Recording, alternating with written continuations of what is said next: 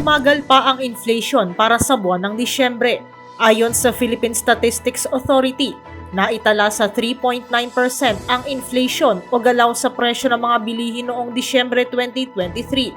Sabi ng PSA, ito na ang ikatlong sunod na buwan na bumagal ang inflation sa bansa dahil sa mabagal na pagtaas ng presyo ng utilities at pagkain.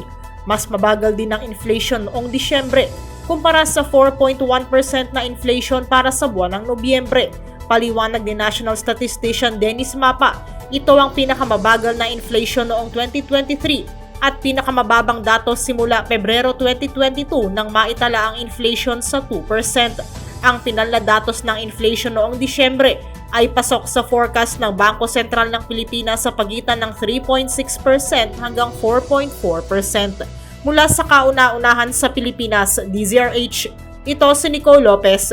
Tuloy-tuloy sa pagbabalita, tuloy-tuloy sa serbisyo. Sama-sama tayo, Pilipino.